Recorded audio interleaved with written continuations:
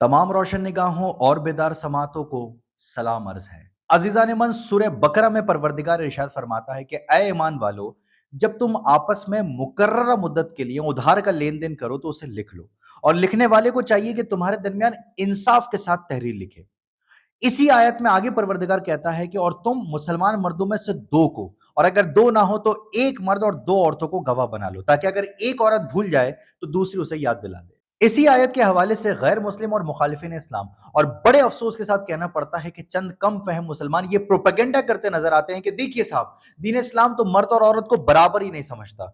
कुरान एक मर्द की गवाही को दो औरतों के बराबर कह रहा है। इसका मतलब कुरान औरत को पूरा नहीं बल्कि आधा इंसान समझता है। इस बारे में साइंस अपनी क्या राय रखती है और किस तरह आज की मौजूदा जदीद साइंस कुरान की सदाकत की गवाही देती नजर आती है, इस पर तो मैं आगे चल के बात करूंगा। लेकिन पहले जरा मैं अपने इन नादान लोगों की खिदमत में यह बात अर्ज करता चलूं कि कुरान के नजदीक मर्द और औरत दोनों की पैदाइश का मकसद एक ही है। कुरान दोनों की पैदाइश का मकसद आजमाइश बताता है, और इन दोनों की जजा जन्नत और दोनों की सजा जहन्नुम बताता है। इस तरह दोनों में कोई किसी किस्म का फर्क नहीं है, कोई इम्तियाज नहीं है। मुफस्सरीन का यह मानना है कि दर हकीकत एक मर्द और दो औरतों की गवाही का जो जाब्ता सूरह बकरा की इस आयत में पेश किया गया है, यह खास मौके के लिए है।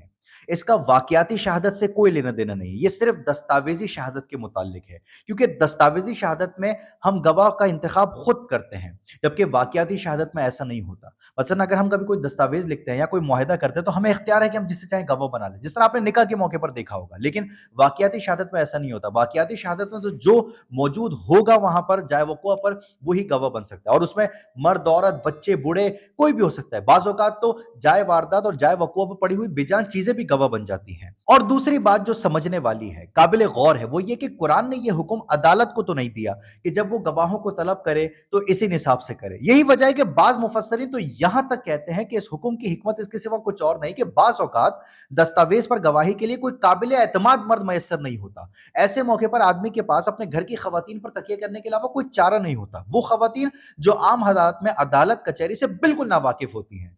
चुनाचे कुरान की इस हिदायत का मकसद सिर्फ यह है कि घर में रहने वाली खवातीन जो अदालत कचहरी जिरगे या इस किस्म के फोरम पर बवक्त गवाही घबराहट का शिकार हो सकती है, उन्हें इत्मीनान और इस्तराब से बचाया जा सके और एक और खातून का सहारा मिल जाए कि अगर गवाही में कोई कमी पेशी हो तो उसे वो दूसरी औरत पूरा कर दे। लेकिन मैं जानता हूं आपको ये सब बातें कहां समझ में आएंगी। आपको तो साइंस की जबान समझ में आती है, आपको तो साइंस की तहकीक से साबित करना पड़ेगा। आइए आपकी ये तशनगी भी दूर कर देता हूं, आपकी इस ख्वाहिश को भी पूरा कर देता हूं। मैं आपकी खिदमत में इंडियाना यूनिवर्सिटी ऑफ मेडिसिन की एक प्रेस रिलीज रख देता हूं। उस प्रेस रिलीज के मुताबिक अमरीकी माहिरीन की टीम ने एक रिसर्च की, और उस रिसर्च में ब्रेन स्कैनिंग की जदीद टेक्निक एफएमआरआई, जिसे फंक्शनल मैग्नेटिक रेजोनेंस इमेजिंग कहा जाता है, जो कि एमआरआई की एक स्पेशल टाइप होती है, वो इस्तेमाल की गई। इस रिसर्च में 10 सेहतमंद मर्दों और औरतों पर तजुर्बात किए गए। दरअसल इस तहकीक का मकसद यह जानना था कि जब इंसान को कुछ बताया या पढ़कर सुनाया जाए तो उसके दिमाग में किस तरह की असाबी हरकत होती हैं।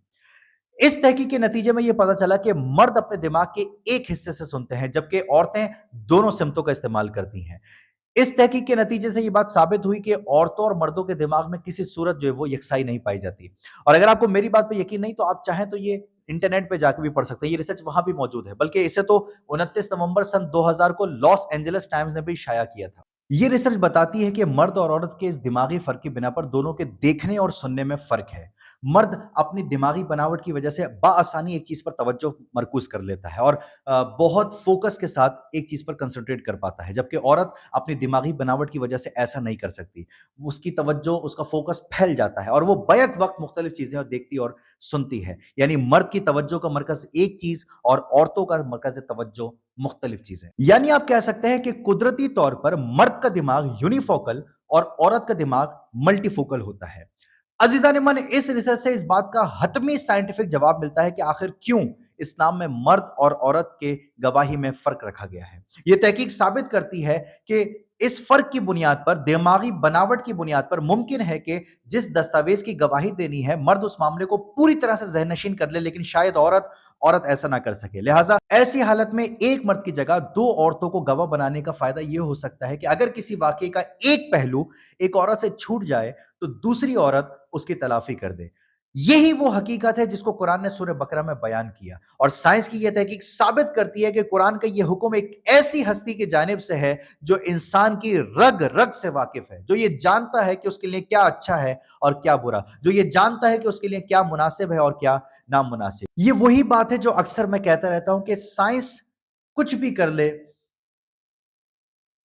یہ وہی بات ہے جو میں کہتا رہتا ہوں کہ سائنس وہی کہے گی جو قرآن کہہ رہا ہے، اور ایسا ممکن ہی نہیں ہے کہ سائنس قرآن سے ٹکرا جائے، کیونکہ جو سائنس ہوگی، جو حقیقی سائنس ہوگی، وہ کسی صورت قرآن سے نہیں ٹکرا سکتی، اور جو قرآن سے ٹکرا جائے وہ کسی صورت سائنس نہیں ہو سکتی۔